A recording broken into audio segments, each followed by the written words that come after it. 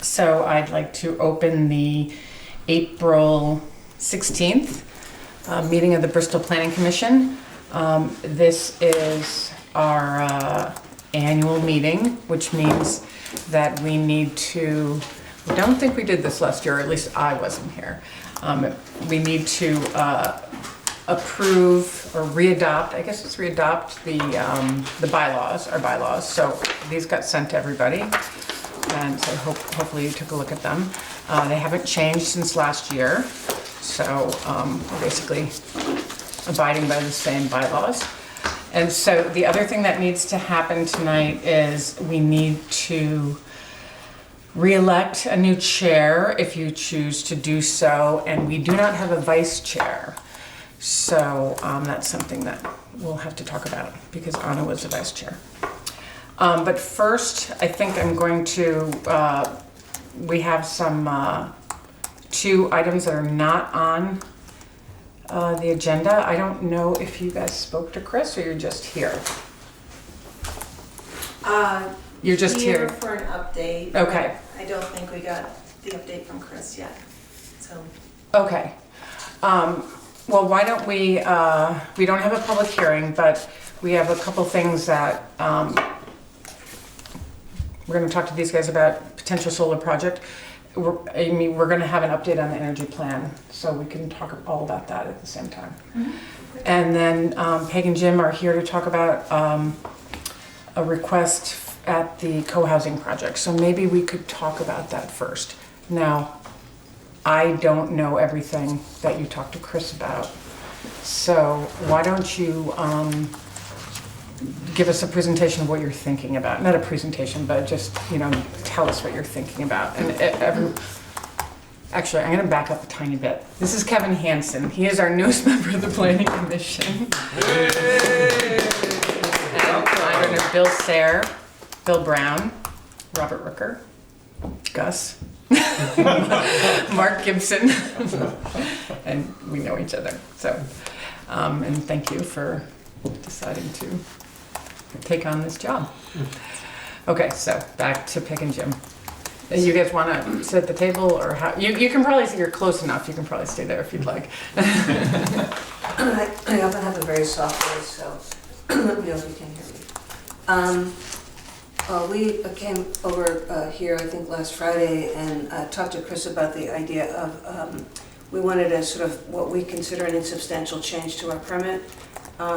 And we wanted to see whether under Section 329 of the zoning regs, which permits the zoning administrator to just make that change. So and he wasn't certain whether that applied to the situation, so that's what it's about. The change that we want right now, we're Bristol Village Co-housing. We have a common house, and right now we use the common house for a lot of things, but mostly, we often have guests, family, and friends of people in our community, and that's permitted in our permit. And what we'd like to do is be able to also offer that to people who are not part of our community, but whom we vet. And the reason that it's important for us to vet people who stay there is because we use the common house, our children use the common house.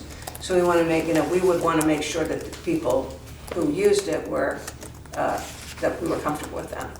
But it would just allow us to generate a little bit more income to cover some of the costs of running that house. Because, as you know, the Peak House is a large old house. So that was kind of our thought. We have adequate parking. According to Chris, we're only required to have 14 parking spaces. There are 4 bedrooms that we are thinking of making available to, as a sort of guest facility. And we have 23 spaces, so we would only need 18, and we have more than that. We have a resident any resident of ours would be considered an on-site manager, because we don't live on-site. And those are the only requirements that I can think of that were for guest facilities. It's a permitted use in the high-density area, which is where we're located, where the Peak House is located. Where exactly are you located? Do you know the Peak House, 16 North Street? No. Do you know where Bristol Village Co-housing is? Yes. Yeah, so the Peak House is it's the house with the broken fence. That beautiful metal fence. It's kind of a little funky. Do you know what I'm talking Historic about? fence. That is, yeah. Is this on Main Street? or Yeah. It's on North It's Street. on North Street. North Street? There's a fourth house down on North Street. On the right? On the right, I yeah. know where it It's is. actually Yeah. right across the street. I know. It's a where it big is. house, that's why Right. it's, to maintain it costs a lot of money because it has a oil tank, unless, most of our houses are energy efficient, but we can't really do much. Oh, this was the, yeah. It's part of the co-housing. I It remember. is the co-housing. Yeah, It's the yeah, common yeah, house yeah, for yeah, the I remember co-housing. this, yeah, okay. Just to keep it heated, there's a lot of expenses. Mhm. And we, of course, put a lot of money into preserving it to begin with. We got an award from the Preservation Services. And to date, we, we have used it for our family and friends. And it has gotten a fair amount of use, but it could be used more often. So that's sort of what we're asking for, just that little bit of an extension. Mr. Peake used to be president of the Bristol Bank Ah, 100 years ago. That's fine. you were a depositor at that? No, I was a borrower. But I'm still paying it back. But this isn't Airbnb that you're talking about vetting people? Well, we haven't figured out the model, but that would probably be the easiest way for us to vet people, because as you know, under the Oh, I see. Airbnb model, people present themselves. I don't know, you probably have all used Airbnb, maybe you haven't, but it's pretty easy. You can see what the people's reviews are, they give a profile, so you can take people down. Or, it could be, so that's sort of, It could also be people that, from other co-housing communities, people we don't know, but that come through various patterns. Or someone who knows somebody. right. That would be kind of different though, wouldn't it? Well, I'm sorry, I didn't mean to jump in. Because that would be a guest, someone who wanted to come and visit you. Not necessarily. Okay. I mean, there are people that just go around the country staying in various places. And no one knows them until they Right. go up. Right, okay. I mean, it is a thing that people who live in co-housing often stay in other co-housing communities. But it also could be someone that has not a co-housing, but just, say, hey, it looks interesting to me, so I want to go visit and check it out. We haven't met them before. Are all the safety regulations up to date? Yes, The- we have, I gave Chris a copy of the fire safety permit, which, and Are I'm you taking building. notes now? Can I stop taking notes? No? You're not going, I'm walking in the middle, so you should. right, why don't you finish go. this? Okay, I I'll keep I asked going. Mark to take notes until you got here, so Did why you get don't my text, by the way? No. Oh, I sent you a text like 6:30. I got hung up at it. No, I put it down. I figured you'd be here because you hadn't told me. So you just decided to go ahead. Absolutely. So our fire safety permit envisions that there would be guests staying in that house. That's why we have a sprinkler system in there, so it meets all the safety requirements. Okay, so all the safety requirements are met? Yes. Okay. Maybe I could get, so I probably should recuse myself from this. Wouldn't you agree, Chris? I should probably recuse, I don't know. I mean, I at don't really this know how it point, no, works. because you're not really making decisions this evening per se. I mean, Right. if you were gonna have a Why vote, would you? yes. Because I worked for them to develop this project. Oh, I And I see. recused myself on the planning commission when that was happening. How is it? But I just want to, so I've been thinking about this, and I just wanted to just clarify a couple of things, maybe for people who aren't as familiar with it, and a couple of things that came up when Chris and I talked about it. So this was reviewed as a PUD, a planned unit development. So when you review something, and it was given the permit as a planned unit development. And so under planned unit development, you kind of, you waive a lot of the setbacks and you can set up everything has to fit into that zoning area of town, but you sort of create a sort of special set of rules. And basically that's what we did. I mean, they all meet, but it gives you a lot of wiggle room for that particular project. So that's why it's a little hard. I think it's hard to then go back and say, well, this falls under this category and this falls under this category, because when it was approved, it was very specific. Even though I wasn't involved with that deliberations, there was a very specific conditions on the project. But do you now generate income from people who stay there who are family after so many stays? Doesn't it work like that now? Yeah, so the way that we have it is, each household gets 12 free nights there. So it could be like if my son got married recently, and we used the whole common house, and so we had people stay for 3 nights in the 4 rooms, so that's our 12 nights.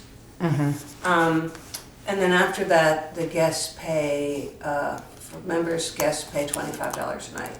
And is that charged to the guests or the members themselves? It's charged to the guests. The guests pay it, but often the members will pay. I mean, there are a lot of members who want to have their family stay there, but they don't want to charge them, so they'll just cover it. I'm a little lost here. So I just wanted to finish up. Yeah. So the common house, the Peak House, is the common house for the community. For the community. Right, it is part of the co-housing community. I see. They don't And share. so. There's you- more houses. So There's they a get whole- 12, Yes, not yeah. each? So you've gone by there before. Yes. And so no one lives in that house there, but that is it has a kitchen, has rooms, it has bedrooms upstairs, is where everyone gets their mail. You do a lot in there. Yeah. The playroom. And what you play? Playroom is. Yeah, but they can use that upstairs. There's 4 bedrooms upstairs, so they use it as like overflow, because the idea is that the houses and the units that are condo units are small. I mean, the houses they have a small footprint, and so it's an overflow for lots I of see, things, not okay. just bedrooms, but a larger kitchen if you're gonna have a big party or something. So that's part of that complex. And there was a lot of discussion before about, actually just people staying in your own, and that all has worked out fine. So the other question I have is, we don't really regulate Airbnb in town. And it hasn't, and a lot of people have them in town. So I want Chris to weigh into this a little bit. And I think that's what we really need to talk about. It's basically be an Airbnb. You're not gonna hang a shingle up and call it an inn. I have to say that does seem to be the easiest model if we want to, we haven't made a decision about this in our community, but personally, as I was thinking about this and my conversation with Chris, I realized that if we're really gonna vet people, it would be easier if it were an Airbnb, because you really can figure out who's coming. So I think you looked at it as a bed and breakfast or a inn. You would definitely have to go through the site plan process. Right. Because that really changes the use of it. But an Airbnb, it's not just an Airbnb, it's a place you use for lots of other things. Right. And we don't, and- we don't really have a policy on Airbnb. It's We have to short-term rental. define- The only difference would be the fact that an Airbnb is typically in a household by one ownership, where this is a common property with multiple ownership, so it is part of the co-housing is a LLC, I would assume at a minimum, correct? Right. So the way it is the homeowners association, all of the members are board members. Right. The homeowners association owns the building. So Right. it doesn't have multiple owners, it has the one owner, which is the LLC. Right, but that's what I meant, it's multiple principles. So I'm looking to try to find more definition on where this falls, because I agree with Katie, if it falls as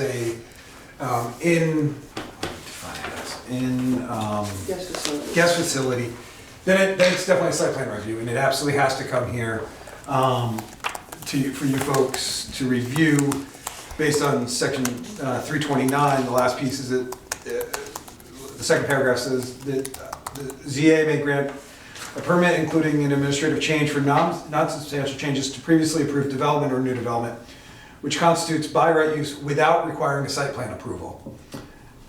So this would require a site plan, so it would have to come for that use would require. And I think the biggest reason for that is actually, I'm your neighbor. I don't think it would be any different, but it's more traffic. You may not think so, but that any other building, any other establishment in town, if it was to say, now we're a bed and breakfast, you would definitely need to do it. Or now we're an inn, you would definitely need to do it. And it also will change your septic requirements. Yeah. Because right now, as the septic permit on that is 4 standalone bedrooms as part of that's what it was listed as. If it goes into 4 individual use rooms that would be utilized for individual rent or short-term rentals, the way they calculate that, the flow ratings actually change on that. That's one thing I've found out over the last 6 months on Airbnbs, that an Airbnb room can actually change your septic requirements for your home. and it may be the same for here. So the state classifies them as two very different things, and what the state considers a rental, you do septic at all? A little tiny bit. So just talking with Jason Barnard on another project, it would go like from 450 to like 540 or something. And the state has a calculation for it. It's a fixed calculation. There is no guesswork. So that would be one consideration that you folks would really want to look at. And I don't think, I mean, we're not, it's just a process. This is informal. We're not saying. I'm trying to help you all. Yeah, we're not saying you Yeah. can't do it, but Right, we're so- saying that Right, so. we'll have to go through a process. Right, so the question is, I'm pretty sure that we have more septic than would be required for the number of bedrooms we have. And remember We just need that to the document. peak house always had the 4 bedrooms. Right, but its usage changes and the state changes how it calibrate or how it allocates the amount of septic for that particular facility. And your wastewater permit calls out 4 bedrooms as in it's a single family home with 4 bedrooms. If its change of use becomes individual rentals, whether it's short term or long term, it changes what the flow rating is for those. And the original wastewater permit, I believe, was just for a 4-bedroom home. So I agree, the actual usage probably doesn't change, but what the permit is for at the moment may not be, and it may just be a very quick administrative adjustment from your septic designer.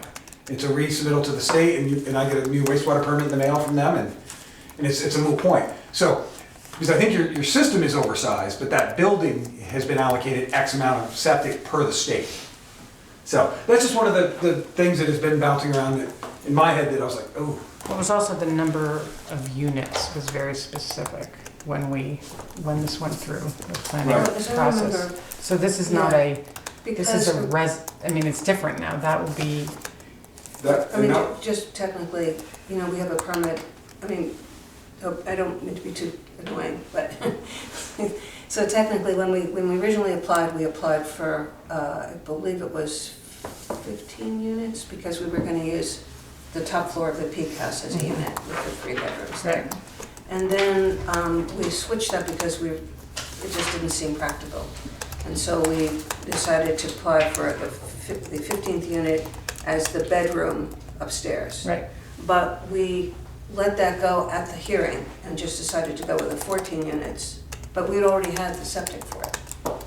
Right. In other words, we came here and Right. changed it at the meeting. Right. So we No, definitely we just need to check on the yeah, septic. we It's definitely just a have matter, septic for at least I'm- one more unit. Right, and again, it's purely, again, I think it's an administrative change Yeah. on your state wastewater permit. It's the way they allocate wastewater, when the permit is applied for, each building has its septic allocation for what its use was at the time of the permit.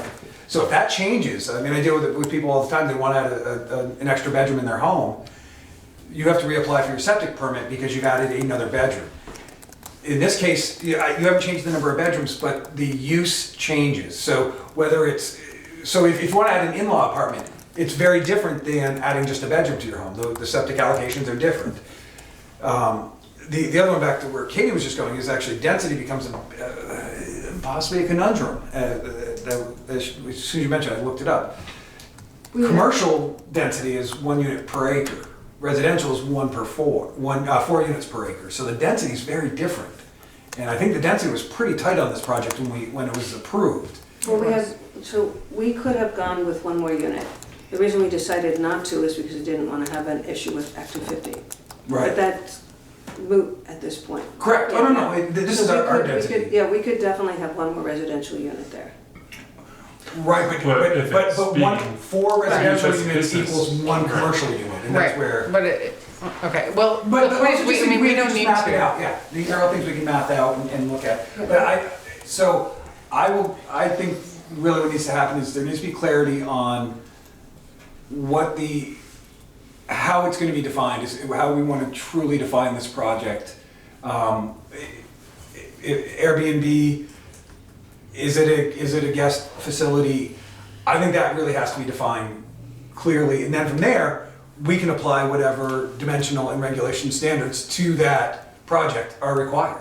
I think it's that simple. Yeah, I'm pretty sure you can figure out something that's gonna work. Oh, yeah. It's just a matter of doing it the proper way. Okay. And And also, if anyone else has any other questions, please, It's sort of dominated the conversation. not knowing anything about it, not having been able to prepare and look in. There's too many unknowns Yeah. to just start going through it now. Right.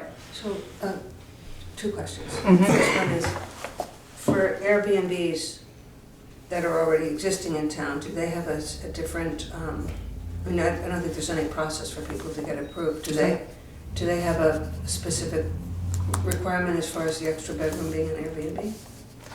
Not by our zoning, but it's one of those it says don't ask, don't tell. You already crossed that line. Yeah, I mean, you applied for it, so now it's out there, and I didn't say it that way. And most people, it's a single room, or it's I will have to look into definition on that and get some more clarity, because this is something that struck me last night driving home.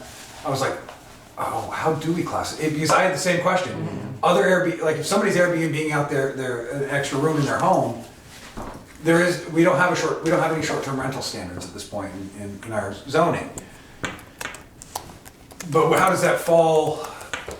I need to find scope and scale and know if there's a threshold there, and I was gonna dig into that tomorrow when I'm in, because again, I was driving home last night, I'm like, oh, that's something I really gotta figure out.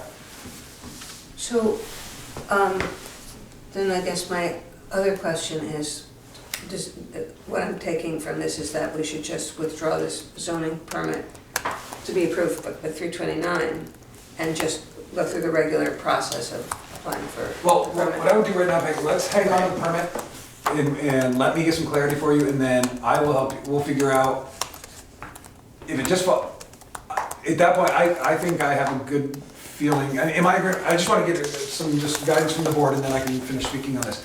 I just want to know from the board, if this is deemed that it needs to be a inn or community guest facility that requires site plan, that it needs to come to you folks for review. Is that a safe, I mean, that's per your regs, and that would be a correct assumption. I think that's correct. Okay, I think the biggest issue I is do. neighbors. yeah. So, I mean, even though most of them are you, and it's just the process. Yeah. So if it's something more than, Airbnb rooms out. But it Would also, a commercial use of that to have an impact with the permit that was granted? I think so, but it's not, Airbnb isn't really a commercial use, is it? Well, and that's actually. That's the question, I mean, it is. But, but- and I mean, that you're is, supposed to pay and that is what I need taxes, right? clarification on. Yeah. I mean, I think it's, Right, because there are two separate sections in the regulations, one for commercial use and one for the guest facility. They're actually two separate, they're Right. considered as separate things. But I guess the question is, if we are an Airbnb, assuming we meet the septic requirements, that's a different thing than, as far as you are concerned, than being a guest facility, that like an inn. Yeah, but it also presents a problem for us as a planning commission, because we really have never defined Short-term rental. Airbnb. And in other communities, it's become a problem in that the Airbnbs are not under the same strict regulations that an inn, for example, is under. So the inn proprietor says, hey, what's going on here? I'm paying this money out, and these people are renting out a room. So, as a planning commission, where are we on this? Because it's going to increase. It's going to increase, I think. we have our plan update, we can talk about it. yep. I mean, I would say one thing, I mean, I hear what you're saying. I say a lot of Airbnbs, and I think in some communities, like in New York City, it's a Okay. real problem. Big problem. But and more because it's taking up a residential space that, a lot of people have multiple buildings that they rent out as Airbnbs, and then they're not available for residences. So I get that in a big city, that's an important thing. My point is that, there's a certain point where regulations kick in because of size. So in your definition, I think the guest facility is less than 12 rooms, and so more than, it's a different size establishments would have more rooms, the more, like if you're the Sheraton, You know, it's a stricter thing than like you're renting a room in your house. So it makes sense to draw a line at a certain place, I between a agree. bedroom and the Sheraton. Yeah, I agree Yeah. with you. I'm on your side. I mean, I want you to be able to do this. But as for a planning commission, it does present a problem for us. In that Right, we I have not, understand. I'm talking about us, not necessarily your situation. Although your situation kicked off what I'm thinking, you know. I've ever been in Is that. there, is bill- there any oh. inns in Bristol? You're right. You've got. That big Victoria? Yeah, the big Victorian on the corner, the Crystal Palace, but it's not called that anymore. Crystal Lawrence Palace. House. the Lawrence House. The Lawrence House. And then Bristol Suites. Bristol Suite? Bristol Suites is They don't just have technically 12 entry. rooms. No, they have less than 12. Oh, Bristol Suites, right. Because they were came granted use before. prior to us defining that as an inn, making that definition and delineating the number of rooms. I think they came before us, so, But before they came before us on the old regs, right. and there was no definite, when we redid the regs, we Right. delineated between inn and hotel and by number of rooms and whether or not there's a live-in. And we were very clear on that when we rewrote the zoning on that. Bill, you want to? Yes. I'll just add, since we're including history tonight, Mr. Lawrence was a prosperous cattle dealer 150 years ago. A prosperous what dealer? Cattle dealer. Cattle, not. And he kept them up on the mountain when the mountain didn't have any trees on it. Yep. Anyhow, I'm gonna add to what Bill said. It's this issue of the level playing field between the Airbnbs and the other facilities that provide rentals for people has become very contentious in Montpelier.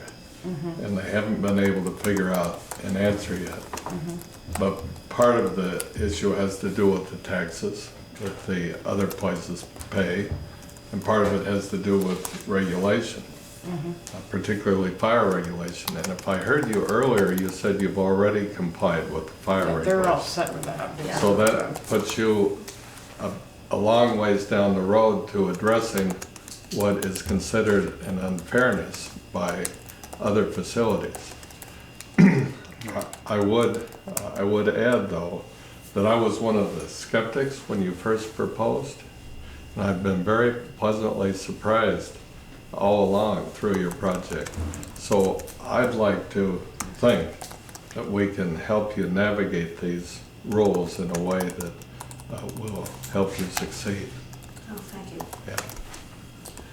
So, what my takeaway? So we don't know. Yes. So, then what I'll do is I will wait to hear back from Yeah. Chris. Do we need to, comments.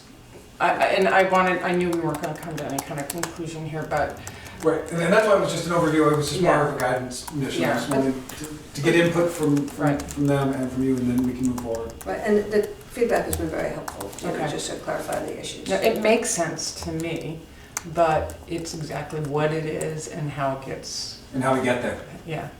And so that it is fair, because and there's certainly a need in Bristol for places to stay. I mean, I have family coming, there's never, you wanna stay in town, and there's usually no place to stay. Yeah, that's what I discovered at my son's wedding. Yeah. I'm just wondering, the receipts, the revenue that you would take in, does it go, how is it handled? Because the revenue that we would take in would go to the homeowners association, And then and it would, that's allocated for expenses. expenses, and if you in fact end up with a profit because you're a commercial If we ended up with a enterprise. profit, we would push it back into improvements for the whole community. You know, in other words, this year we spent a lot of money on fixing our boundary fences. So you'd be tax neutral?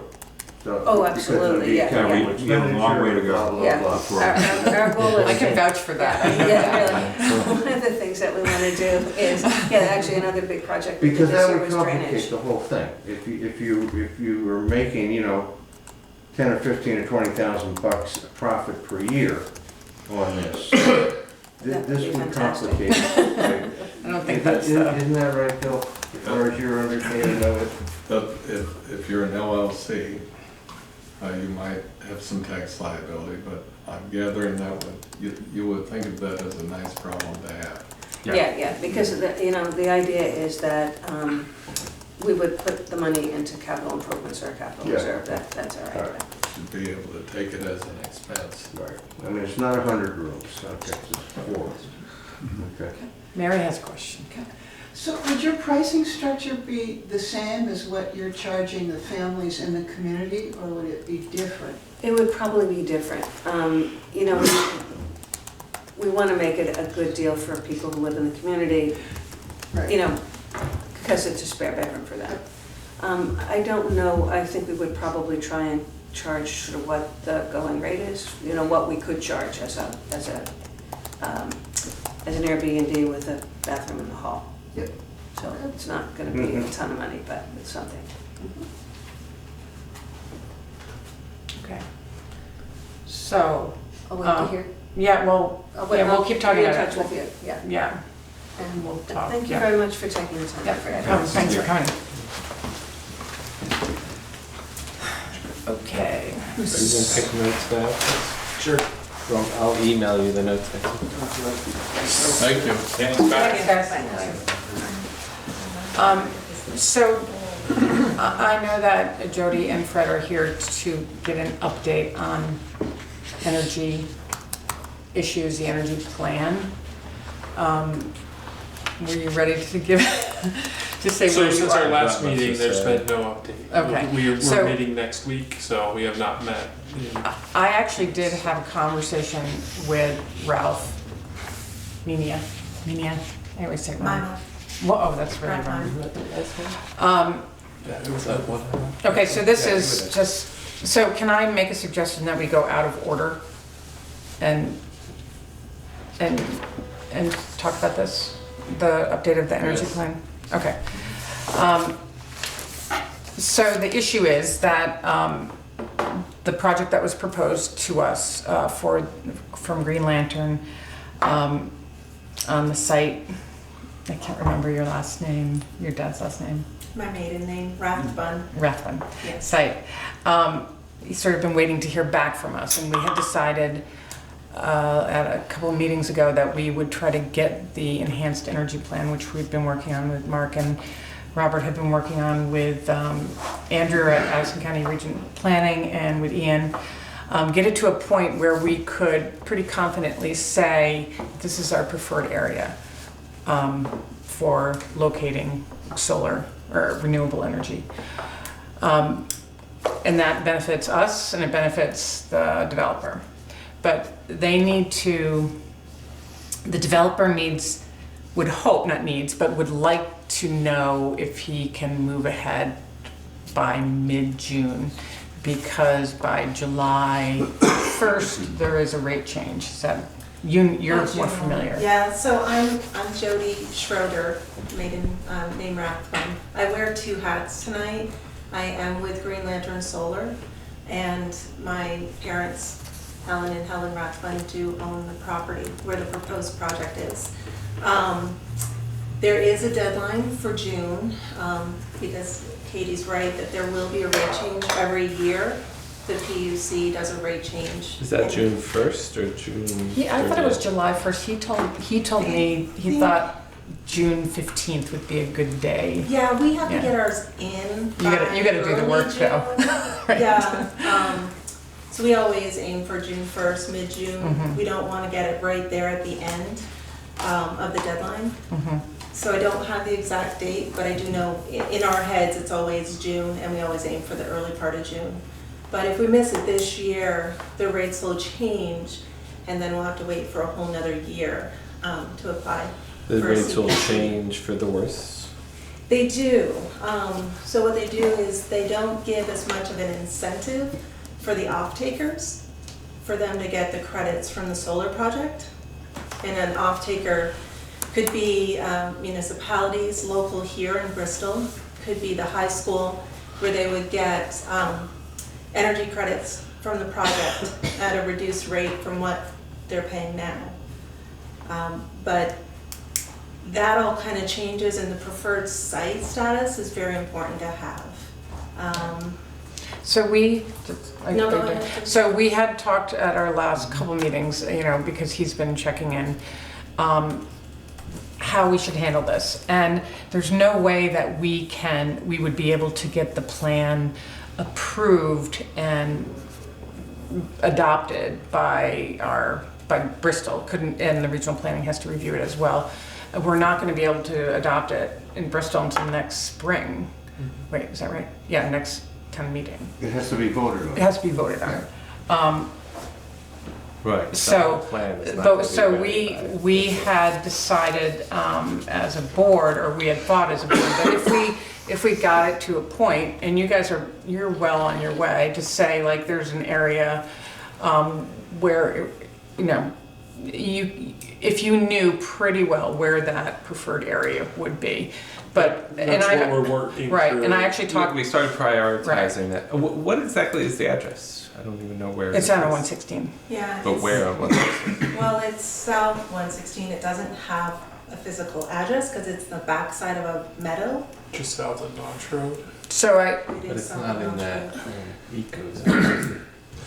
well, I think it's gonna hard to, yeah, you get, so we probably shouldn't get into the detail of it here, but I had a conversation with Andrew, who you're working with at Regional Plant, to see, you know, where you guys are, and if it would be possible to kind of bring something to this board, maybe by our next meeting, and so that we could see it and say, yeah, we think that that falls in this zone. You know, everything is gonna have to go out, and you're gonna have to look at it, and you probably can go actually and look at the site Because, pretty soon. as we discussed, Kitty, even if this plan doesn't get adopted by the community, as long as, when you all decide whether it's a preferred site or not, you have criteria and/or rationale behind your decision, and then you use that until the plan is adopted or not, just so you're consistent, because, Right. and that's really the key. Because that's what we're trying to avoid, for someone else to come in and say, oh, well, you gave them this preferred, you know, Yeah, why not us? And so as long as there's standards and and there's maybe that would criteria. happen, but it could be, you know, and so it wouldn't be in that same mapping area. So it's a little, I think it's a tiny risk, but not a big risk. But if we weren't working on the plan at all, we could still give the project preferred status, or preferred Right. site. So I think it's great. These guys have gotten along pretty, you know, you're getting there, and Andrew thought that maybe by your next meeting, you could maybe kind of figure that out, and then in May, we could all take a look at it. The select board also needs to agree to the site, and then Addison County Regional Planning needs to give a letter as well, but it doesn't have to have a finished plan to do that. No. So I emailed back and forth with Valerie and Chris, and then I don't know if I got back to Ralph on that, but I told him that's what I was gonna do. So my feeling is that we could work that out, that if we kind of kept on that schedule. So Katie, does Montpelier have a say-so here? Not Or not does it anymore. stop at the Regional Planning Commission? Yeah, That's where it stops? yeah. It came from Montpelier. Yeah. So, I don't know, I mean, but everyone needs to, you know, agree on this, but I think maybe, I mean, that's the thinking, and we're gonna still need to look at the Remember, plan. you're not approving the plan. No, What you're doing is you're Right. approving whether or not you're giving it preferred siting Preferred status. site And status. that's, because the actual site will be determined by the public service, or whatever they are now, PUC. PUC. PUC, yeah. So, but what this board needs to decide is, how are you going to assign preferred status? And just come up with, and I think that's, you guys, That's it what sounded we're like you guys, working it sounded like right your now. last meeting, you were with a stone throw last meeting. That's exactly what we're Yeah. working on now, so. So as Yeah, my- you're working through this, can I ask that a site visit be done, just so that you can see what the physical site looks like versus just a mapping of what the area preferred mapping is that you're working on? That's more of a That's- site-specific thing. Yeah. What we're working on is just kind of in general terms, what the criteria is gonna be based on, you know, Yes. overall. For the whole. So that Overall it's- mapping, for the whole Yeah, yeah. shading. But we actually should do That that. way it's, We should almost do that separately as planning What I commission. was gonna say is, if it's a tight line, and it would get you in the June 1st, if if you guys could have for your first meeting in May, you'd have to have a meeting in May, but you wouldn't have a hearing. You could do that. We're gonna have a Review these, right? meeting Because when do you guys have your in 2 meetings? weeks. We have a meeting Or next 1 week. week? On the 30th. 1 week? You want 2 to- weeks. 23rd. Very But- last Tuesday, I think. But you would be able to have something to be able to give to the board on the first Tuesday of May, correct? And possibly, maybe we could go look at it prior to that meeting. Well, I was gonna as part of that say, meeting. or either that, or even go that night. I mean, That's what I mean, as part you of the look meeting. outside, I mean, there's still daylight now, and you're almost 8 o'clock, so barring horrific rain, I mean, I drove by it the other day, I mean, I didn't get out back, but I was just driving by the road, it looks dry out from the gate out, as far as I can see, I don't know what it is when you make the bend, but Yeah. have you guys been out there It'll lately? be, I haven't been out No. there, but it's, have. it's a pretty good road. You can drive right to the site. That's what I thought, It's not a problem. because it's pretty sandy out. Yeah. Is Yeah. it Well drained out. between Notch Road and Green Mountain Campground? Driving zone. Yes. That's a big area, so yes. I was gonna say yes. Sure. You're right. Well, at least it's a ballpark. But that would give, and then at that point, either that evening or at your third Tuesday meeting, you could have a actual. Third Tuesday. Or we're, yeah. I'm not sure we're having a First one, right? first. Well, I mean, it depends if you want to do it all on that day, or do a site visit. Well, all let's in see what's the- coming up. And- Right.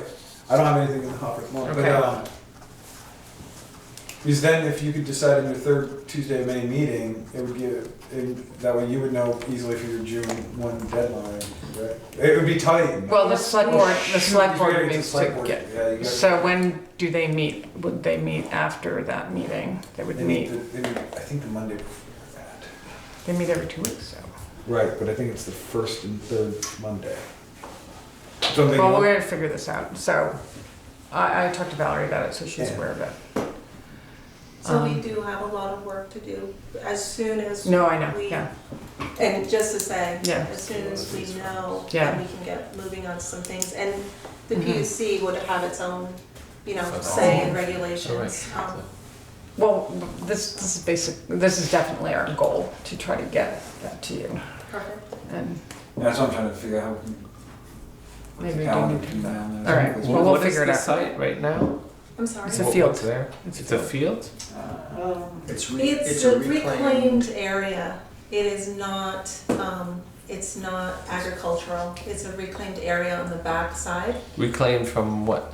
Just, Reclaimed, Filled? my It was parents. just filled in? Yeah, Yeah. it was back. Okay. Yeah. Yeah, so we've just started, unfortunately, we didn't start with the maps, but we've just started looking at maps and what areas we think of the town, so on our next meeting, we can definitely prioritize this kind of thing, but I think it's actually consistent where we're gonna go with our next meeting anyways, and we can ask the committee if we can sort of come up with like this kind of temporary thing we're talking about and see if this would fit in Try with to come up with that. some And criteria. just from what we've already said, this doesn't seem at all. This seems consistent with where we were probably going with things, but it's a little early to say. But Yeah, sure. Just- maybe we just could so- have a site meeting on the first Tuesday of May and go look at it. That's what I was thinking, is if you do that the first Tuesday, and at the absolute worst on your third, absolute, now he's on short.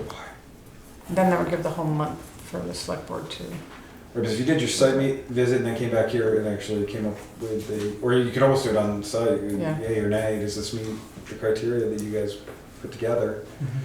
And then it could be punted to the select board in Madison County Regional. Would you have the criteria ready by that time? That's the hope. We have a meeting between now and then. Okay. We'd be able to Yeah, because that's the key. get that together. Yeah. If I say something, I don't, when we came here like, what, October, November last year? I don't really feel like a lot's gotten done. well, it's because we had just started this enhanced energy plan. Yeah, I think- And that takes, Yeah. and that's something that we had committed to doing, and so it's just bad timing. I mean, and it's you're not, right. Yeah. it's not that, I think that I think everyone agrees it's a good project. But it's kind of like what we were just saying with Peg and Jim, is that we have to make sure that it's consistent with other decisions that we're gonna make, and especially since we're working on this plan now. And I think it's gonna work. And I know, I mean, I think everyone feels bad that it's taken this long, but the energy plan is kind of complicated, and there's a lot of stuff to go through. And we were, I mean, you guys did shift focus at your last meeting to actually shift it. They moved the mapping at their last energy planning meeting, prioritized that after a conversation with Ralph. We're trying to expedite this as fast, I mean, There's just so much Just to started it, and meeting. there's a concern of just jumping in and then, setting a bad precedent or not doing due diligence, and also, making sure that we're consistent and fair and doing the right thing, Yeah, yeah. It makes sense. We should have been just a little bit earlier. Just kidding. Well, probably. Honest, but kidding. Well, I appreciate you. Kevin patient. wants to say. Hey, Kevin. So at the risk of sounding like a movie, That's right, you are. I'm struggling with the whole concept of approved regs, what's in place now, and what is the inhibitors on what the regulations say now. It sounds to me like this conversation is going down a path where the finalized regulations will not be approved all the way through the voters, but there is going to be some interim thing that this board, the select board, and the planning commission are going to act upon based on some assumptions, essentially assumptions, because it hasn't been gone through the vetting process to be approved by voters. So I'm trying to, so there's a lot of things out there, and I understand the deadline of a month and a half away, but I mean, irregardless of that, there's a process that needs to be gone through. And I kind of hear, we're going to make sure it's the way it is that we want to be voted upon, but there's still work to be done there. Well, first of all, it's not regulations, so it's a plan. And it's a plan that the town doesn't have to do. It's a plan that we actually put a grant in to get. I don't know if you're familiar with some of the enhanced energy plans, that there was it's sort of a trial period, not trial, but pilot programs to encourage towns to, and we wrote a letter and we got one of the towns in Addison County. So basically for our town to put together a plan, and I actually mentioned it last night, that would show how we could possibly get to 90% renewables by. Yeah, okay, but But it's not a regulation, and so we could actually do this without that plan at all. And they just happen to be happy, so it's really our choice. It's the board's choice to bring these guys, and we'll just wait to see where we think those preferred sites are gonna be, because there's a lot of projects that are already out there. So is there anything existing regulations that would prohibit them to do what they want to do now? Nope. So why are they waiting? so, Because they for preferred status, which is what they want, which needs to be granted by the town. What does that do? As a preferred site gives them a better rate Better rate. for the energy that's produced, which is the financial incentive to do the project. Apparently it doesn't make sense financially to do the project if there isn't the extra financial incentive. if they're So not that's part of going what into comes a out preferred of- site. Our committee is where the preferred sites will be, and so that will be where the financial incentives will be. So we actually, the off-takers are who get the financial incentive when we sell the credits back to an off-taker. They get it at a discounted rate, but they get it at a higher discount if it's a preferred site. So it's not our incentive as building it, it's where we can place the credits to what we call an off-taker. But it's better for your company. It's definitely better. Yeah, 'cause you'll but sell it's more not a- easily it's to not the a off-taker. So financial these plans are kind of a incentive, win-win. They're Yes. definitely a win-win, because the town then has, when they have the finished plan, you have a little more local control over companies coming in.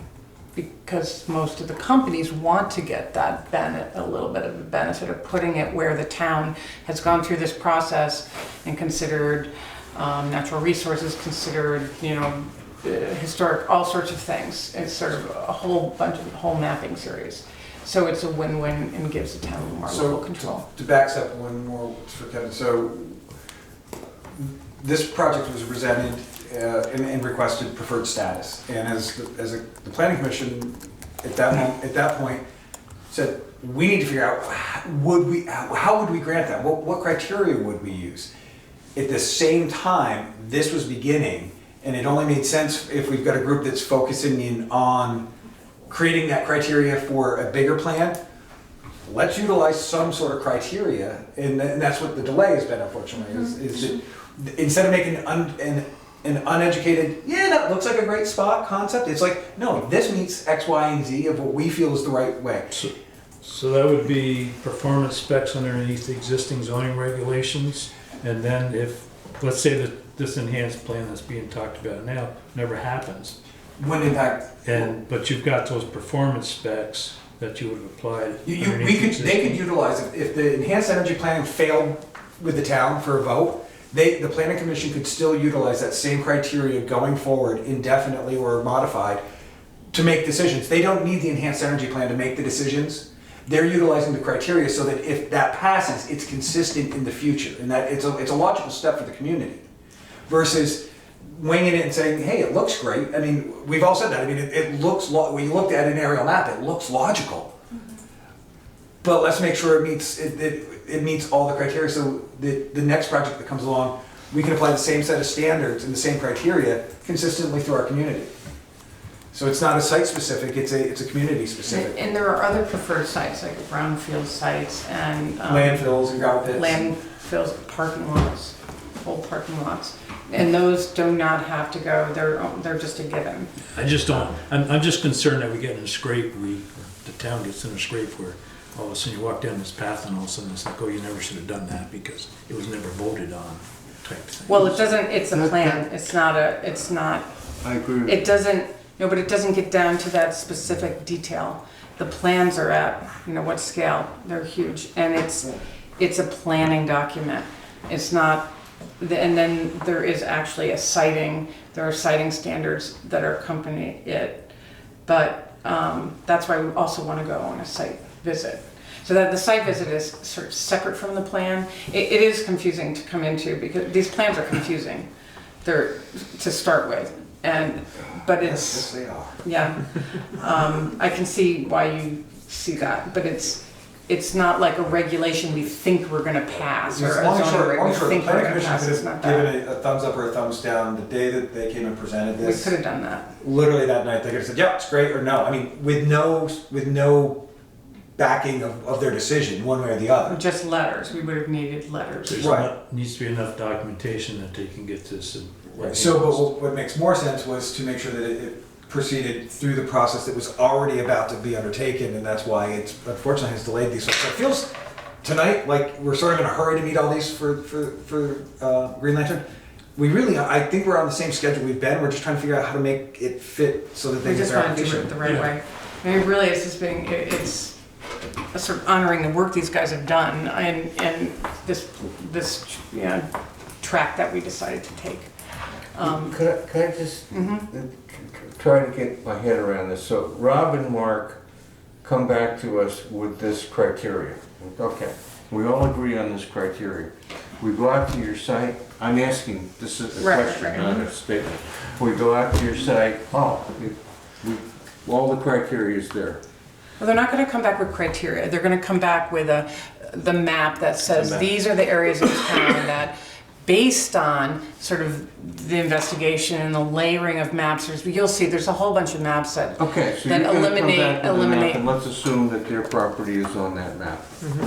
So I'm just looking at their liability as a developer. If we make the decision that this is a preferred site and we give them a letter go, are they covered? Can somebody come back to them 6 months from now and say, hey, wait a minute, what's going on here? No. indulgence. As Does far as this the have to preferred be voted status. on? No, no. No. Oh, it doesn't. No, it just needs the letters of So, support. again, I just want to be very clear. The two legally have nothing to do with the other. Right. It just happens to be they're occurring at the same time. So trying to mesh the two at the same time made sense, so there was consistency. Again, the night that it was presented, you could have made a decision that night or any time since then, but, For being a preferred site. yep, absolutely. But instead, as a board, you discussed that it made sense to get data and base your decision on Yeah, and facts we made a and data. decision as a board, like maybe the next meeting, on this very topic. Should we just Yeah, go but now we're forward? getting down to the details, so. No, but it's really no different. Well, It maybe just, it's we no were different, but I wanna make sure that they're covered. I mean, if we give them a letter, this is, No, that's, No. yeah, that's, it's done. It's done. it's done. That's all I wanted to know. In Where- most towns, the planning board, we take it to the planning board, and then they make a vote on it. But there are towns that have been, kind of presented solar projects before. In Bristol, this is new, so, kind of Ralph had come the other month and kind of stepped you guys through the process and educating how it worked. And in most cases, again, we come to the town, we do a planning board meeting, select board meeting, and it gets a preferred site letter, and we're good. But, yeah. Where I mean, it's a little early to say, but where I think it's gonna go, or where it felt like things were going in terms of the siting, was basically the 116 corridor, as opposed to, like, obviously not up in the mountains, and by one I mean 116 on this side of the mountains, and not the other side. Like, not that valley was probably. You know what valley I'm talking about, the valley. The western side of one. On the western side, yes, but the 116, like where all that stuff is, and then going north on Burpee Road. We need maps. Yeah, it's hard to describe. I'm not explaining it. I'm with you. I'm Are following people you. following? And so, and I believe that this, falls. So I think that's where things are going to go, just to give a big sense of where we're at. And so that's why the man had to do a quick side view and. But I will say, Kevin, that same night we had a presentation about the amount of renewable energy that had been assigned to Bristol for us to create, in effect, through a plan. And it's quite substantial. So much so that I think I asked the expert if it was possible, and he said no, which I appreciated his honesty. A lot of things can change between then and then. Well, yes, miracles do happen. We believe in them, and that's why we pray. But so this would be one project towards that goal. In my, because you know that I'm working at regional planning now. I do know And that. basically, I have a couple of these towns I work with. This is what I've been doing. Okay. And so these questions come to me. We've heard that before. Well, it seems impossible, but it is. I keep going back to and it's not impossible. It's not impossible. It's just if if anything goes on paper, it's not impossible, Yeah. but it's a plan, and you have to keep remembering it's a blueprint or a plan to start moving forward. And because you have that plan, you have the ability to have more local control. I think that's really the best part about it. That's the best part of this particular plan. Right. But there were plans in other places and other times, like the Soviet Union. Well, that's not us. 5-year plan. Right, the God's plan. Right. But that's not you, and that's not us. Thank goodness. They were trying to work with it. So I don't know if that answered your question. I mean, there's a lot more. I can share a lot more information with you when I have a lot. Yeah, that's fine. So, do you want to try to figure out dates? How about if we get back to you on that? But or though we could say planning, we should make a time. Maybe we do it the first Tuesday in May. For a site visit. Would that work for you? I mean, Yeah, you guys around? I will make it work. Okay. Yeah, for sure. What day is that? That's the 7th? Okay. And by that point, there should be documentation from you guys that can be distributed out to the other members prior to the visit. And then that night, have a discussion, and go from there. Okay. I think it's the fastest you can move. Okay. Sorry So for if we the have a preferred delays. site letter that night, would it be so nice? Well, we still have to go to the select board. Right, I mean, we have to, you guys have to sign on the select board, we Right. would then take your information, make their decision. That's early May. Yeah, Well, it's really I've not. seen how fast things move. Because I don't believe the select board meets again until the 20th, because I think their meetings are the 6th and the 20th of May. So if you met on the 7th, you've missed one No, of they the... don't meet on the 6th, because they have a meeting the 29th, and then they don't always do the first and the So it's gonna be the third. It's 13th and like every 17th, so other yeah, week. we could, It's if you every did other it. week, so it changes a bit. Nice. Oh, that's right, because there's 5 meetings in April. Okay, so they're the. Either way, we're ahead of them. Just Okay, after that. So what was Valerie on that? But I think, yeah, the 7th you could...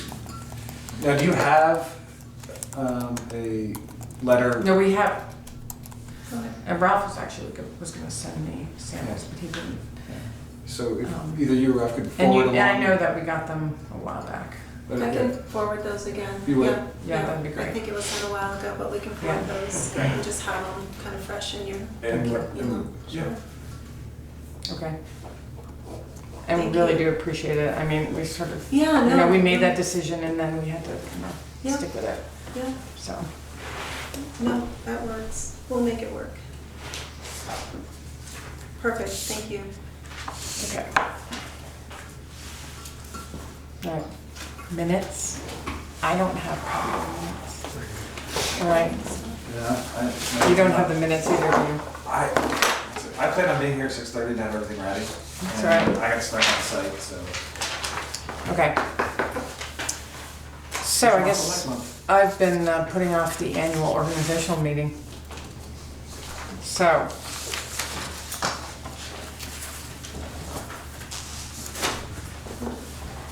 Everyone read this? I did. I actually read it. Hurts. Thank you. Thank you. Thank you for leaving. How do we go about this, Chris? We just approve it if we agree? Yeah, I I mean, can't quite it's, remember. it's really if there's any, after reviewing it, if anyone has any changes, now we can have to recommend changes to Right. it. I think a couple of years ago, I added something in here that still hasn't happened. The annual retreat. No one Well, you're approved about it. to have it on May 2nd. Oh, yeah, we have it out at the pit. So, Mary? I have a question Mhm. about your organizational stuff. Is it required that you have 9 members, or can you change it? Because It is, it's hard it getting is, 9 members. well, we just got to 6, thank goodness. We are, it's recommended that we have 9 members. And I think it's actually in your zoning regs that you said you would have 9. And I think last year I think we Nine's the actually max, brought right? that to, I think I brought it to the planning commission last year, if we could change that to 7. And it was voted down. Do you remember, I think you were one of the ones who voted it down. I don't think so. I never thought we should go bigger than 5. Well, I think that 9 is large because that makes the quorum bigger and, Oh, if we were 7, the quorum would be 4. correct, yeah. There's only one less and you have 2 less members to draw from. If you're at max, so. Right. It's, I know. I like 7 and 4. You can bring that back up again. And we still would need one more member. I mean, we're short 3 members. And we've been short 2 members for a long time. well, and again, you'd have to amend your zoning bylaws to change that. Section 331 clearly states the Town of Bristol's Planning Commission consists of 9 members appointed by the Select Board. The Planning Commission has the following functions. So, if you want less than 9, you gotta amend your zoning bylaws, which the Which voters is have to voted do. on by the town. Yep. Then why are we, we just get to adopt them? Oh, by the whole, like not the select board, but the town. It's by the whole town? All changes, All all changes changes to the zoning. zoning regulations. It's big as And you know possible. that we are one of the few Bylaws towns for that do planning this, commission? You have to have a whole Easy. town. that have to have a town vote to update the plan. We adopted this They adopted that year, many moons ago. back in '89 when there was severe unhappiness with something called Act 200. We had a big meeting upstairs with a couple hundred people, and we felt that Montpelier was getting a little overbearing and intrusive. Mm-hmm. And this was one of the answers. To have a town vote on everything. Wow. Well, why don't we just continue to Democratic try to process. get 3 more members? I mean, you know, we'll just continue to soldier on. Remember, everyone was No, supposed to I post. actually had email. somebody Everyone approach was me supposed about to it. post to FPF. I'm gonna write. I'm feeling very much I'm in the gonna write a minority vote. now. I I was did, working I on a posted. majority for Have a you while done that? there. I posted, yeah. Do you? I'm gonna Yeah, you did. post Oh, thank you, tomorrow. by the way. Oh, you saw my post? Yeah. Like I said, I have a gentleman approach me who thinks it might work, but he wants a lot more detail, so. Well, you know, they can come talk to me. But that is Yeah. something that I think should happen anyways, but, you know. So, no, he just wanted Can't a change procedural everything. it's, all these questions are procedural, has nothing to do with, it's odd, the questions you have, which is great, it's like getting in the minutia, and then my suggestion was, come sit in these chairs one night. That's really, you need to do that first. Or at a minimum, tell me you've been watching them on TV, because you gotta see how this board operates to really, and see what the expectations are to make an educated decision. Okay, Well, I'm in favor of this 7 if we decide to go that way. well, we would have to wait, once again, I mean, because we're gonna have to have a whole bunch of things that we're gonna have to put before the voters Okay. next time round, so put it on your list of things. That seems hard at the moment. But we have to agree before then. So, but what we can vote on is Chair and vice chair. vice chair. Now, there's another question. If we wanted to change chair and vice chair to 2 co-chairs, does that have to go before the No, voters? because that's purely in your Bylaws, Okay. whatever you've got, whatever y'all type. policies and procedures. I would really like that. A lot of planning commissions do it, and it definitely shares the burden. You can alternate, you can. I have a feeling, I feel that if you're a vice chair, you're riding a little bit, coasting. If you're a co-chair, you never know when you're gonna have to, be on stage. So, or whatever this is, on film. So, how do people feel about that? I like it. One of you is gonna have to be it if we decide. I like it. Be careful, Careful what you say. not so fast, Mr. Smith. Well, I'm thinking of you. I'm fine with it. Yeah. Because I know I'm not gonna get out of being chair again, because You got that one right. Yeah. I only have one more year. I'd like to, but.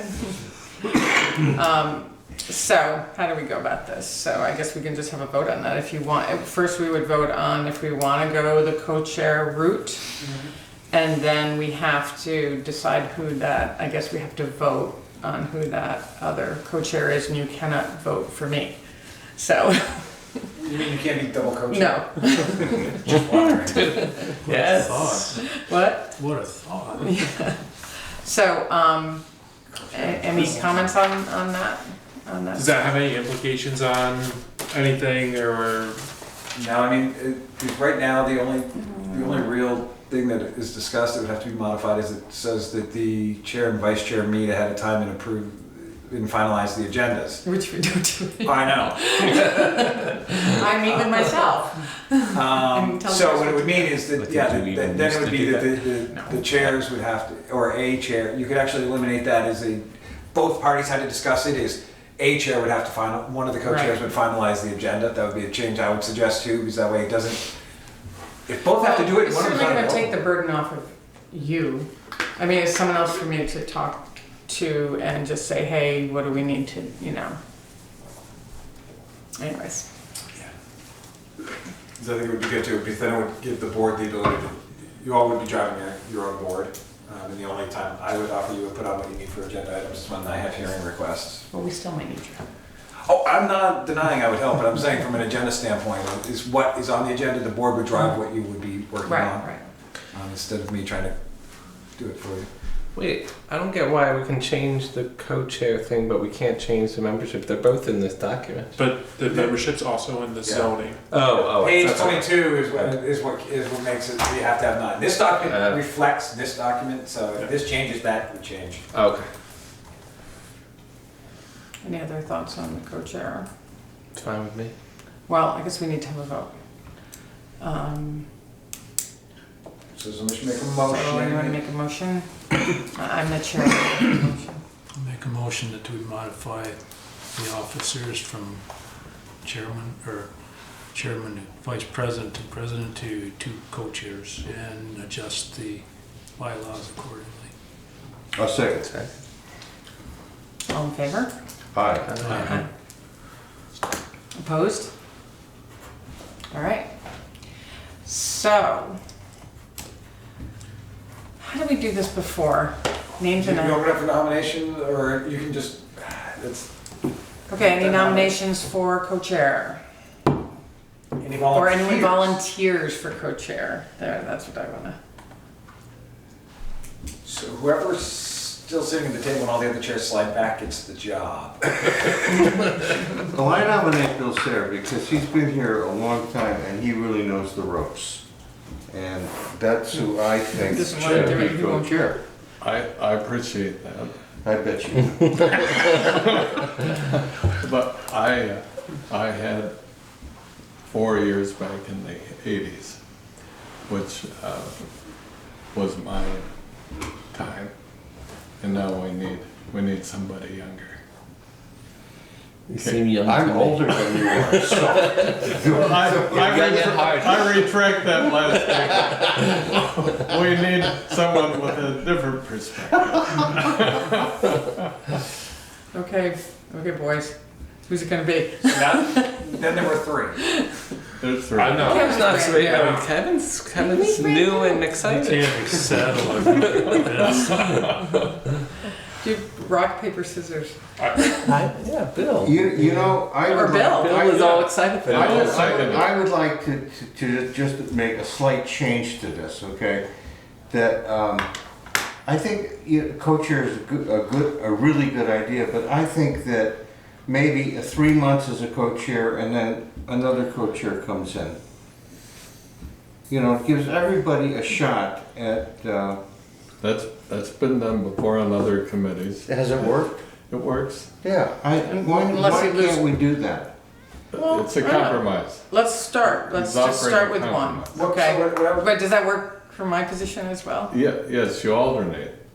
You can make it 3 months or 6 months. 3 Yeah, months. It's Well, I really- think 6 months might be Hang a good. Hang on, I think there's 2 different discussions going on.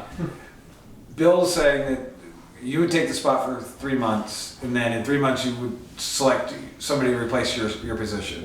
Well, no, it would be correct me if I'm wrong. You'd still have co-chairs, but you'd alternate either every 3 months or every 6 months. Right. Two new people. No, that's not part of my motion. Oh. Bill's Just- Oh, so Bill's 6 saying months, for like the 6 first months, quarter, 6 you're the months, chair, 6 months, for the like next that? quarter you're the chair, and then it goes back and forth between the 2 chairs. So it would So, really be a still- 6-month position We're still co-chairs. where every 3 months you swap. I think that's what we're saying. Yep.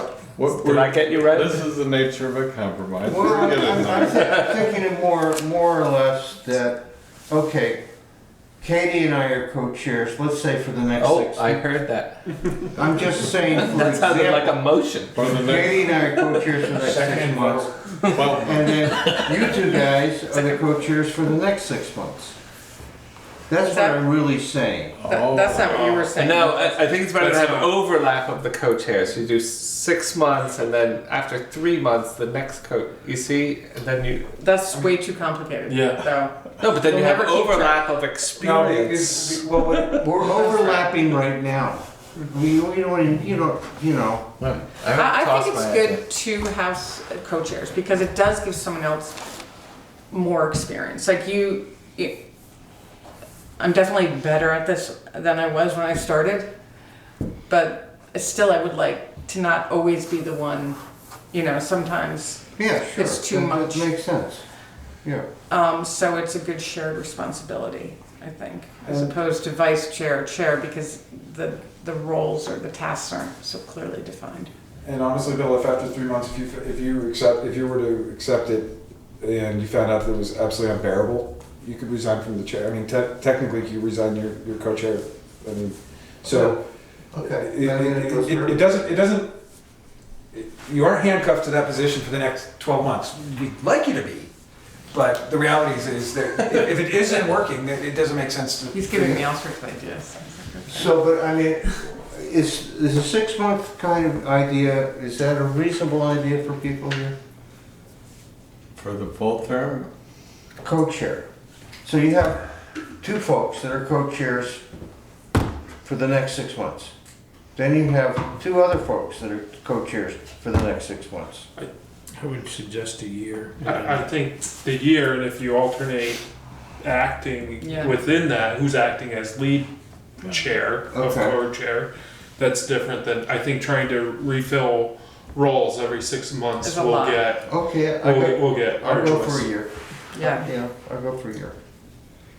Then if it becomes untenable, you just, as a group, you make a correction. It won't become. No. I'm just saying, I just make wanted it to make sure that untenable. whoever makes these decisions. that Katie will tell me what to do. Okay. We're used to that, aren't we? Well. Okay, well, is that a motion? Is that an offer? Well, do it. Make the motion. I nominate Bill. Second. We I gotta second the nominate Bill nomination. and Katie as co-chairs. Yeah, there you go. I was gonna Oh, say, okay. Katie still needs to be Okay. reelected. Okay. Yeah. I But I like can it. only be chair or co-chair now for one more year. Okay, well, I would like to You nominate could go on forever. Katie and Mr. Brown as co-chairs. Second? Second. Yeah, I'm sure you will. All in favor? I can't say. Absolutely. My mind wandered for a second. All in favor? Aye. All right, that's done. Oh, so All right. you're only allowed to be chair for so long. It's 3 years now. And you have And to how take a long year have off. you been chair? 2 plus 1 Okay. is 3. Well, we can always change that rule in the bylaws. No, we're not gonna change that. Yeah, we definitely change that. We can change it Every anytime. time a chair's. that's only chairperson. That just doesn't say anything about co-chair. I know, I was afraid that somebody was gonna bring that up. What is it? 16? Yes. I just thought that as I said that, but it's, All right. okay. That was a caveat you're supposed to leave Okay. until the next. Yeah. Okay, so, great, thank you. So- And congratulations, Bill. Well, thank you. Congratulations to you also. So, last night, when, I actually went to the select board meeting last night, which I don't do that often, I went because I knew you were getting interviewed and I wanted to, it wasn't a very long interview. No. 2 questions. I know. And you did say in your interview that that one of the reasons why you were interested because we were gonna be working on the plan. And so at one point I thought, well, maybe I should clarify.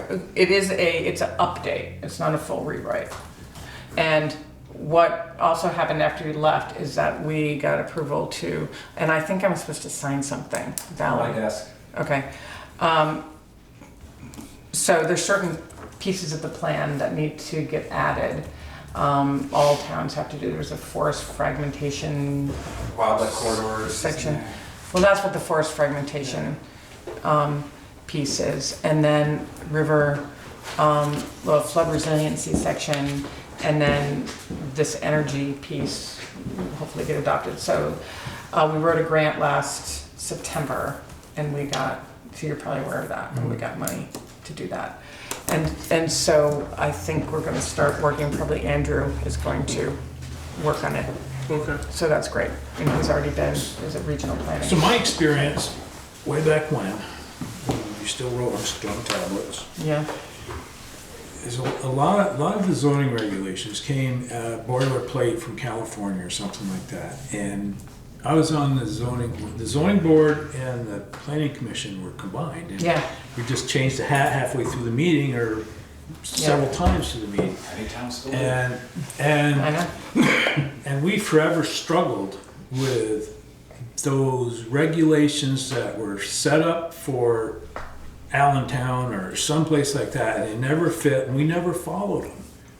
Well, And so during that period of time, I'd like to think that we started, and it still needs to happen, and my point is it still needs to happen. We started looking at those regulations and adjusting setbacks and stuff like that. And the town plan at that time was like a page, so most of it was like zoning regulations. But we started looking at zone setbacks, particularly in high density.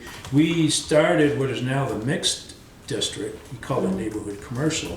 We established that to try to align more of what is reality in Bristol with the regulations. And I feel it's important, and why I talked about it last night, is I feel it's important that we take those documents and true, it's an update because we're working off existing information, and it's good that we've got people working on these things for us to take a lot of the labor off, if you will, of rewriting and everything, but we need to be engaged, or I feel we need to be engaged and make sure that those things that other people are writing based on whatever standards that they've come across really fit in and apply to how we want Bristol to be.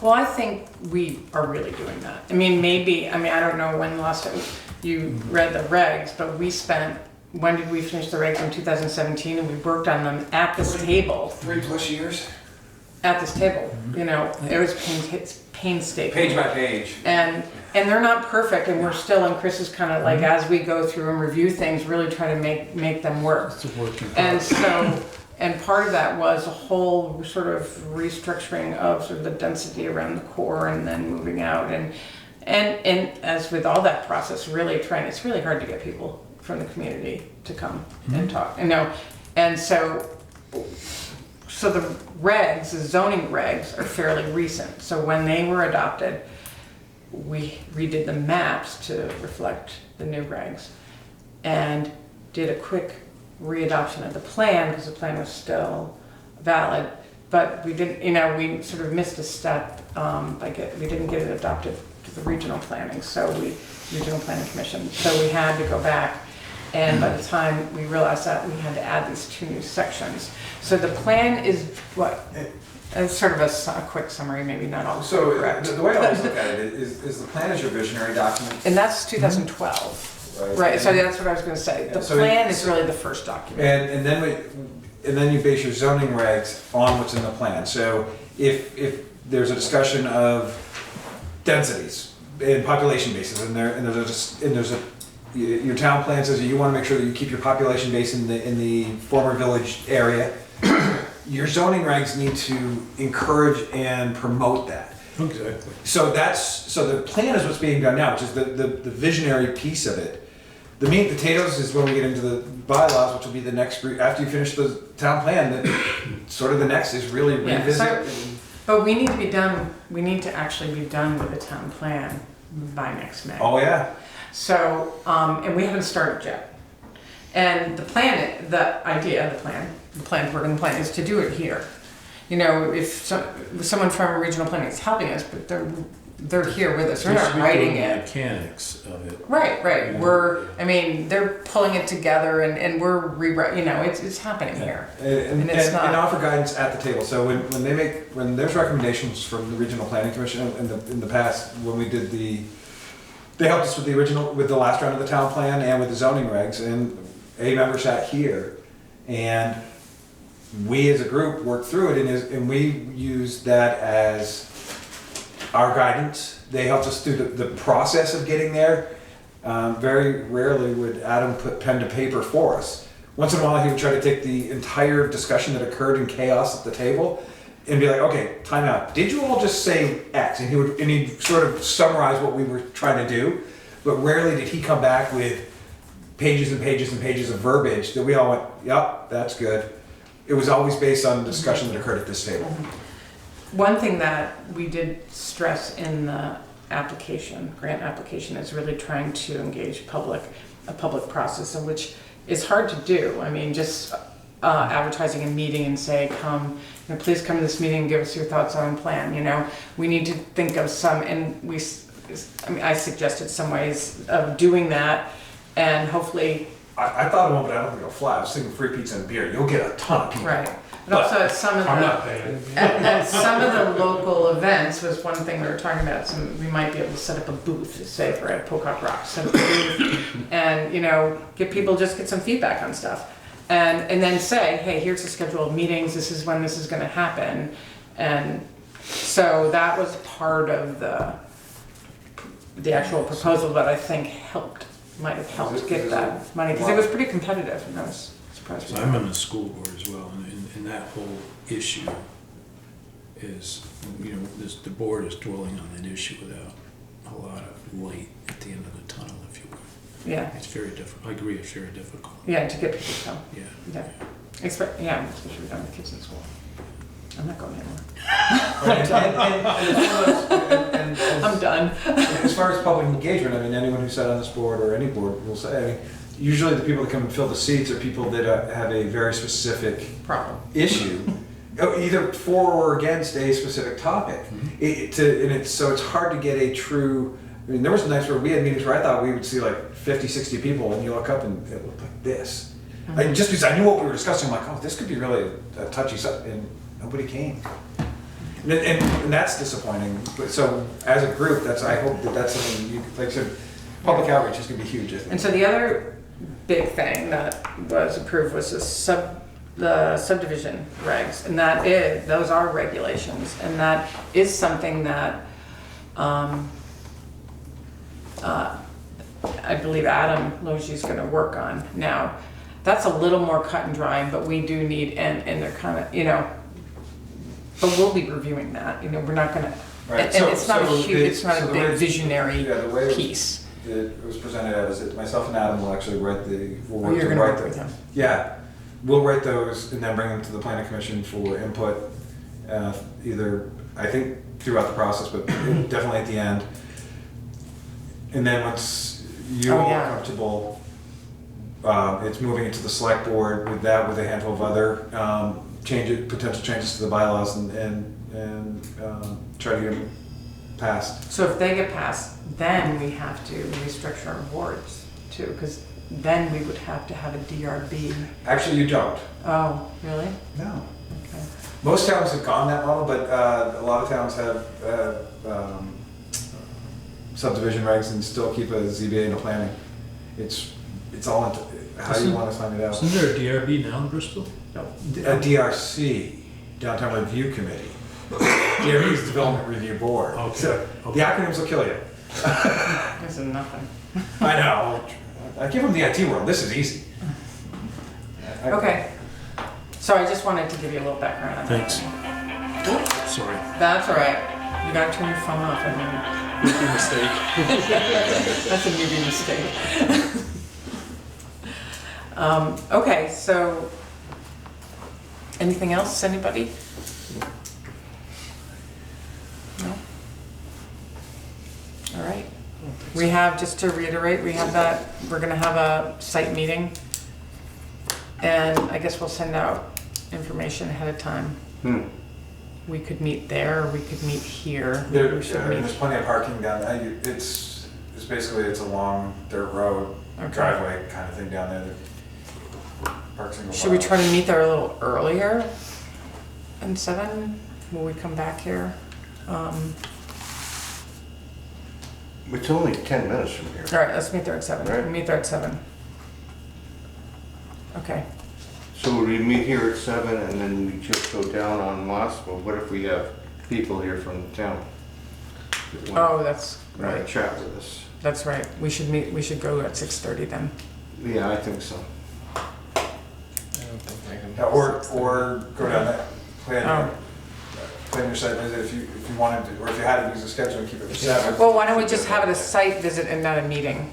That's what I was gonna Not a say, you public site visit meeting. at 7, and then post your meeting for 7:30 if you want. Or, Okay, you couldn't make it and you need to make it. You should come. You can't make What 6:30. was that time again? Okay. 7. is 7 realistic for you, Mark? Okay. Would 7 work out potentially? Yes, yeah, that's 6:30, my wife isn't home yet. That's fine. So May 7th, will we meet here and then go? I think we can meet there. Okay. I'll confirm with Jody. I just gotta know exactly where it is. You're gonna send that out, you guys? I'll work with Jody to get directions. And Yeah, we'll mark the drive. Okay. Okay. Do you want to follow up with? I will follow up Jody on arranging your site visit for you. And you'll then get back to us. On the details? Absolutely. Oh, okay, okay. I'll work with Jody to get that figured out. All And if right, it doesn't work for her, for us all to meet down there, if she thinks only a couple vehicles and you guys need to do something different, I'll let you know. But plan on there 7:30 and I'll give you rough directions and what the marking methodology will be. okay. So I think we're all set. Okay. Motion to adjourn? Done. All in favor? What?